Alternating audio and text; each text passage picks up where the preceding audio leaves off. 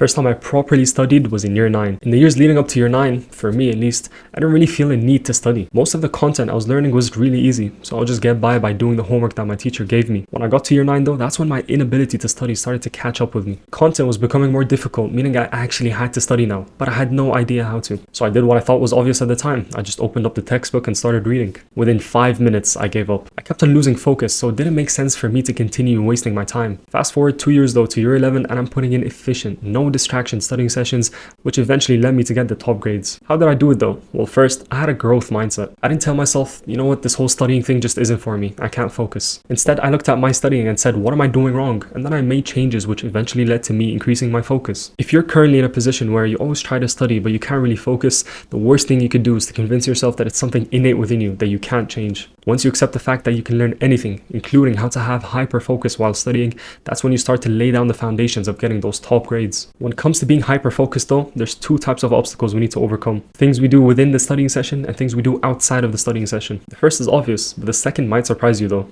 Of course, the things we do while studying will affect our focus, but how do day-to-day things that we do outside of our studying affect our focus as well? They do affect our studying. In fact, they might affect our studying even more than the things we do while studying. Firstly though, let's start with the things we could do to change up our studying session to increase our focus. The first thing we could do, even though it's obvious, no one really implements it, and that's just avoiding distractions. Let me ask you a question. Is your phone within touching distance while you study? If it is, then you're already doing something extremely wrong. Just the mere fact that your phone is there next to you while you study will cause a huge distraction. Just the fact that your brain knows that your phone is within touching distance will cause it to subconsciously always want to grab it and then go through social media or check your DMs. And even if you do resist that temptation, the mere fact that you even got the temptation in the first place is distracting. Let's say I'm studying and my phone is on the desk, and then I get the thought or the temptation to open up my phone and check my DMs. Maybe I'm strong enough to say, nah, I need to study, let me focus. The whole scene I just described over the past 5 seconds wasted my time and distracted me, so wasted my focus as well. Remember, we're aiming for a hyper focus. That means that we don't only eliminate the physical distractions, we also eliminate the mental ones. When I'm about to study, I literally take my phone and throw it across the room so it lands on my bed or a couch. I try to dramatize it as much as possible, because as silly as that sounds, I try to give my brain the message that I'm not going to tolerate any single distraction while studying. It's bro science, but trust me, it works. Now, another thing people do while studying that affects their focus is just the nature of their studying.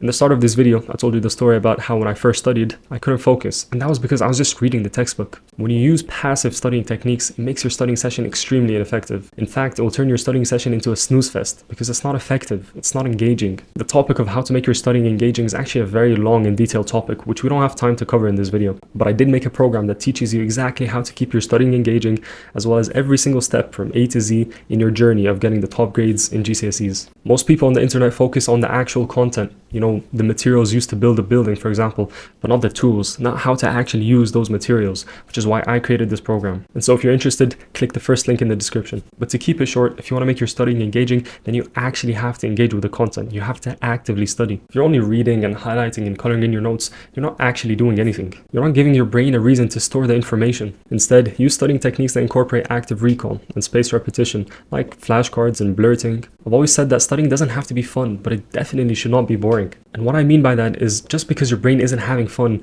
doesn't mean that your brain is not engaged. So if you're doing the right things while studying, you should have no problem being hyper focused. Now, another very important tip is to use the Pomodoro technique. This technique is very well known, and there's a lot of YouTube videos out there that can explain it way better than me. Watch some of them and implement it straight away, and I promise you're going to see a huge jump in your focus. Now, those were the things we need to do while studying to increase our focus, but a lot of what determines our focus actually comes outside of the studying session. First, and possibly most important, is your sleep. Your studying could include all of the latest active recall and spaced repetition techniques. You could perfect the Pomodoro method, but if you're not sleeping right, no matter how hard you try, you're never going to get hyper focus. Now, perfecting your sleep is not something you could do overnight. I've been on this journey of improving my sleep for nearly 5 years now. And to this day, there are still things that I learn about my body that affect the way I look at sleeping. If you want a really detailed explanation of the best ways to sleep, then there's a book called Why We Sleep by Matthew Walker. I've read that book and it's a game changer. It will change how you look at sleep. The most important thing about how to sleep right is to sleep and wake up at similar times every single day, even on the weekends. If you're like most people, you probably sleep decently early on weekdays so that you can get enough sleep just in time for school. But then the weekend comes along and you reward yourself for such a hard week by staying up late and then sleeping in the next day. That's exactly how you destroy your focus throughout the whole week. If you're always tired, then that's a sign that you need to fix up your sleep.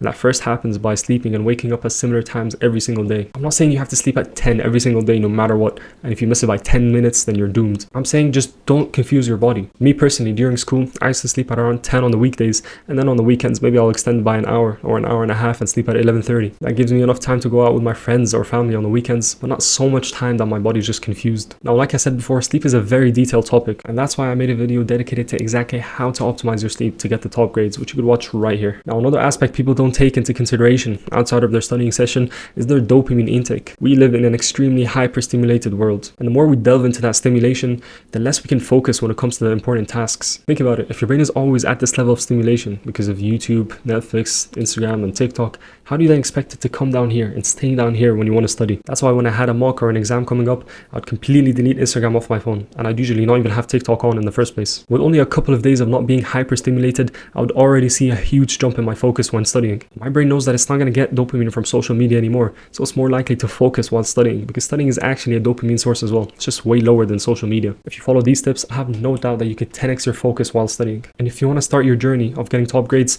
click the first link in the description.